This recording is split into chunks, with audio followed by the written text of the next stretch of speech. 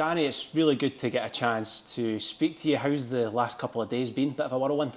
No, it's been absolutely fantastic. You know, it's been a great couple of days.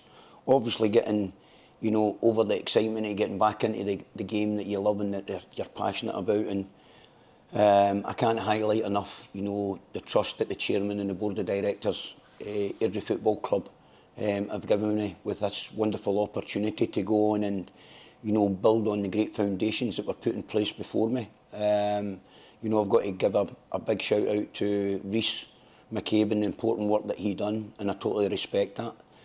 So I do. So it's important that myself and the experience of the staff that I've already at the club, it's important that we give the players that support. You know, we give them the ammunition and the grounding to go and do what they do best, and that's go and play football and win football games. And you know, all I ask of the players is to make sure that they come in, they're enthused, that they leave everything behind, not even just in a game, but even on training, and just make sure that they're coming in with that appetite and making sure that Airdrie and the history that I know of playing against them and being up against them as a manager, they're always very well organised, you know, always a team that, you know, play with high intensity, you know, and that won't change.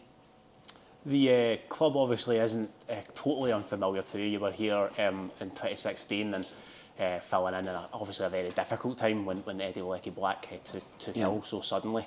But I suppose it's disgusting to say that 2016 was 9.5 years ago. Yeah. How has the club changed since you were last in? Yeah, I mean, I've seen massive changes, you know, and very, very positive ones. Thoroughly enjoyed that interim manager's position at the time, and helping out at a difficult time for the football club. And it was great to see Eddie getting back to, you know, his best health as he possibly could. So that was important. But at the same time, I always remember, I think we just missed narrowly. You know, we ended up going on a little bouncy run of games. And I remember, you know, going down to Ayr United and winning 3-0 at the last game of the season. A great performance. We just narrowly missed out. I can't remember if it was goal difference or 1 point. I think it was maybe 1 point that we maybe missed out there. But to come back through these doors, you know, and when I was unveiled and Wednesday with the chairman and the board of directors, it was like a new house, walking into a new house. So it was absolutely the changes and the subtle changes, the dressing room, the gymnasium areas. I was even having a bit of laugh with the chairman. I was looking for a weed as I was walking about it, and I couldn't find, you know. So they're little things for me, and I think if you take care of ordinary things, you'll, you know, take care of the little things and take care of the ordinary things, you'll do ordinary things extraordinarily well.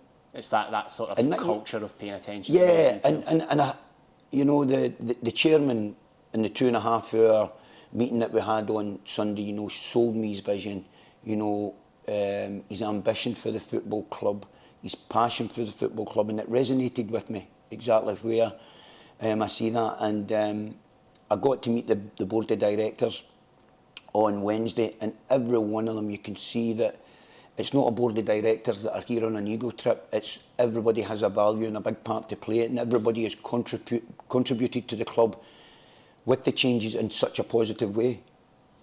It's been a career and a half that you've had, really, but I suppose a football supporter, when someone's not got a manager's role, you just sort of assume they're like in suspended animation or they're gone. Yeah. What have you been doing since your last job? Because I know there was mention in the article about working with the SFA in Malaysia. Yeah, recovering.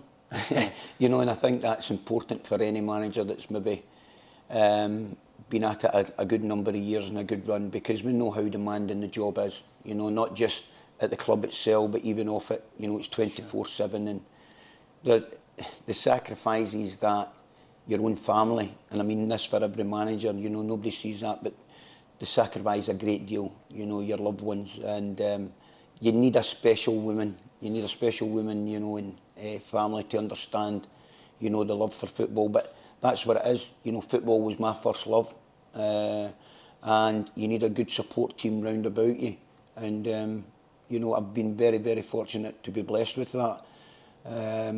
During that period, as you say, there has been jobs that I've applied for, you know, and jobs that you think is of interest, that you could have it's a fantastic project. And you are getting to the table, but you're not getting over that, you weren't getting over that line. So I then done a little bit also on the background, working with the SFA, tutoring on the licence coaches, the licence courses, which I thoroughly enjoyed. You know, you meet some great, fantastic up-and-coming managers. Rhys McCabe came through one of them.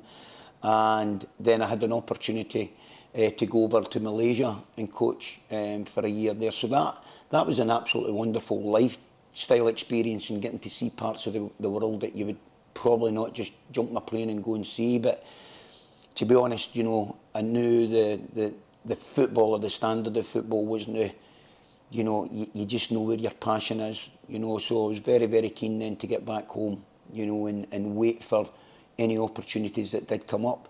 I'll be totally honest, did I expect, you know, a position like this to come up this early on in the season? No, I didn't, but that's what football does to you. You know, football stands still for no one. There's always a revolving door there, and I'm just glad to be back and glad to be wanted.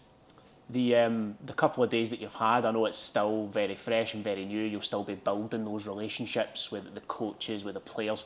But what have you made of what we've got here for your squad? There's very much a talented group of players there. You know, when I came in and had my meeting with them, my introduction yesterday, and you know what my expectations were from the players, what the expectations the players can receive from myself and my staff. And as I said there, you know, it's up to myself and my staff to create the conditions to allow these guys to go and perform to the best of their ability. What they have at this football club is absolutely fantastic. You know, facilities, the foundation, you know, you name it. This is geared up for Premier League football. So it is, and that's a great drive and great ambition, and something that I relish. And I just ask the players to make sure that every single day counts. You know, that it's a clean slate for everyone, and I know everyone will think a new manager's coming in, and some will think with the old manager that they were maybe far out the picture. Well, it is a clean slate, and everyone will get that opportunity. And you know, you just put you put your stamp on it and your mark. And there is certainly not, you know, a serious overhaul or a big operation needed here. You know, just a little bit of rehab, and that is no disrespect to what's went on previous. It's just that new managers come in and we all have different views on the game or how we want to set up. You know, the game is always evolving on that, and I was really pleased with the. I always knew that they were good quality football players. I was pleasantly surprised that the squad was more physical than what I thought it was. So that was very pleasing, and the energy and the input and the welcome that they gave me, you know, you couldn't have asked for any more. So a really exciting group to work with, and I think it's going to be a marriage that's, you know, that's going to benefit both of us. You've got a manager in now that's, you know, a little bit more experienced in terms of that, and that we find ourselves maybe in games that we've managed to get ourselves in front and control, and just with a little bit more experience, maybe giving them that understanding and that tactical nous, you know, how to see games out.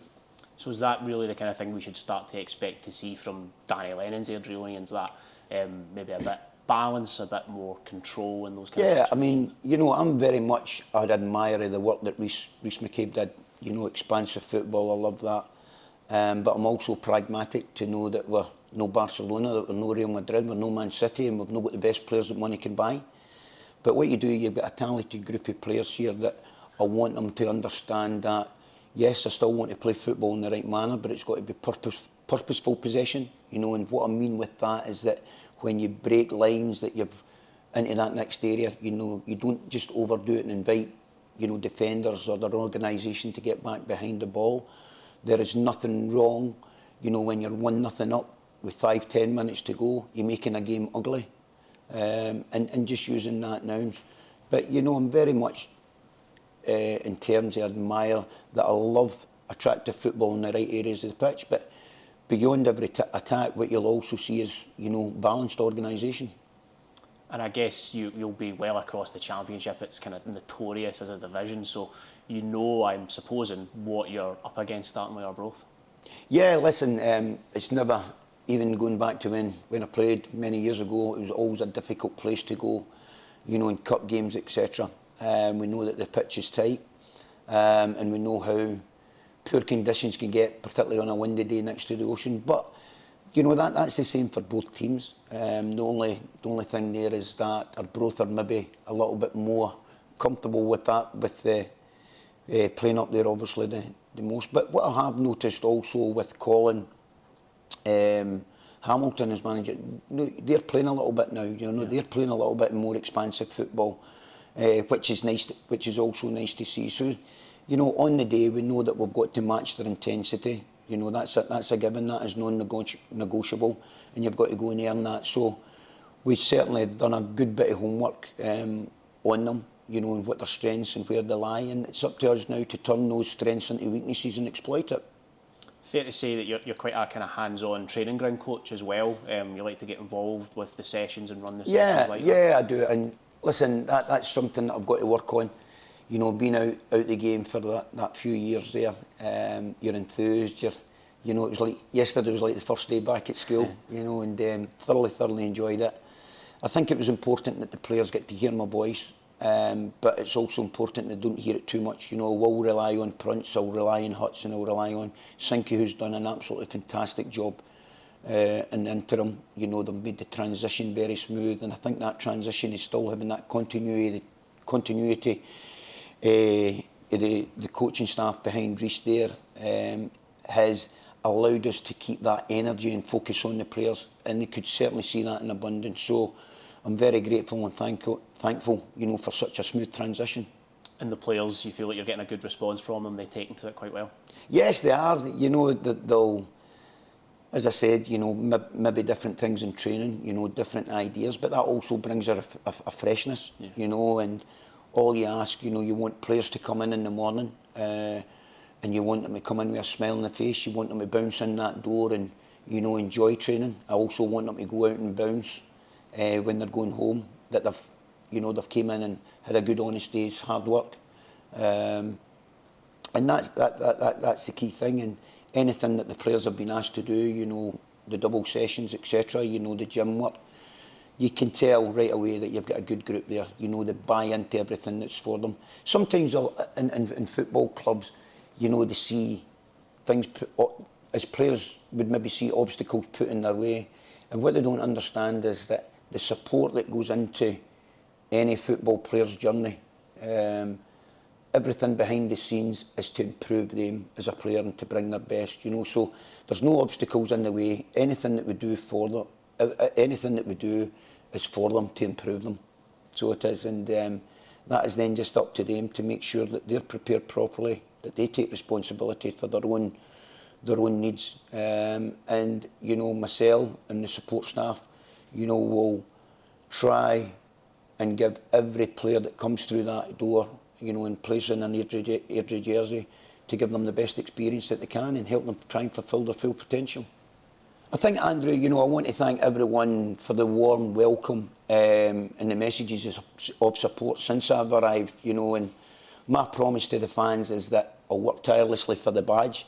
I'll make sure that the players, they play with energy, they play with commitment and grow together as a team. And, you know, the backing of the supporters makes all the difference. And we want to make them proud every time that the boys take to the field. And this is a new chapter for Airdrieonians. And, you know, everyone from the chairman, the directors, the players, the staff and the fans is vital to our journey. And, you know, let's embrace that. Let's challenge it together, you know, and enjoy the ride. Well, Danny, it sounds like an opportunity you're really relishing. It's very exciting. Thank you very much for taking the time to speak to us. That's brilliant. Much appreciated.